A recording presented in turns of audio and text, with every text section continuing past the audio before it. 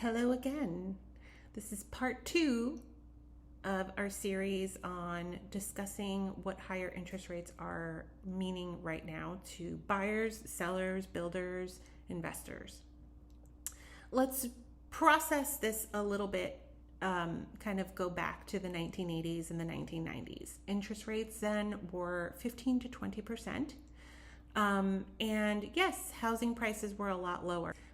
Brownstone in Williamsburg or in Paulus Hook in downtown Jersey City that somebody bought in 1985 for $80,000 will never be $80,000 again. That's just a given. That's a great example. It has incrementally increased this way for our lifetimes. What I think is important to remember specifically is that this is kind of slowing a little bit of the home growth, the home price growth. What does that mean? Last year, home prices increased by nearly 20%. I'm talking about generally. They increased that much because in 2020 and 2021, people started to overbid on inventory. They were bidding with very high down payments, which means that their monthly mortgage payments are pretty standard to what they can afford. They waived appraisal, and what that did was that created comparable properties for appraisers and us, real estate agents, to look on the MLS and say a home that is almost like your home sold a few months ago for this number.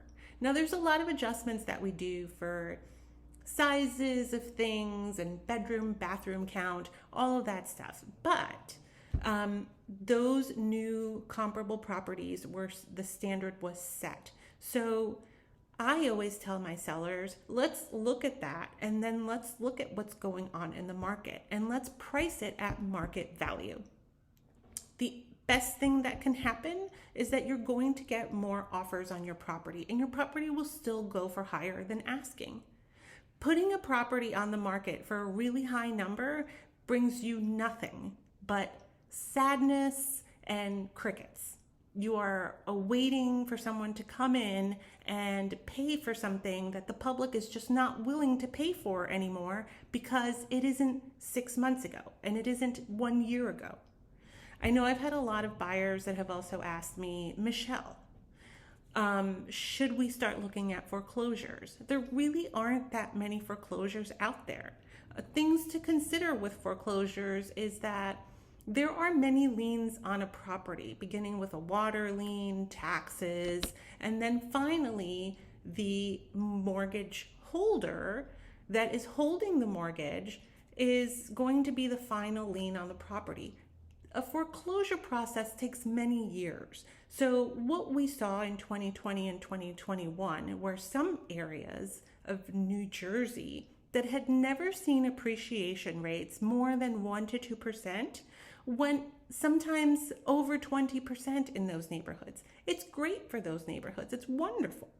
But that is going to be a cyclical process. They will adjust and they will stay leveled. Will they be low as they were 3 or 4 years ago? Most likely not. They cannot. They just can't, because that is not the price that is set for that neighborhood anymore. That's a good thing. That's a good thing for sellers. And it's a good thing for buyers to understand that they're not getting this deal that is in their recent memory. And a lot of people don't understand that. Foreclosures take a very long years.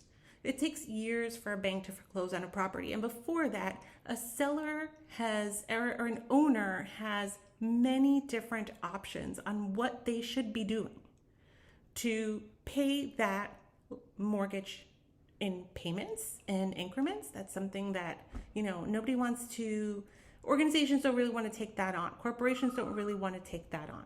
So I would say to a buyer, get in now if you are really interested in buying something, or when you are ready, because again, housing is a commodity.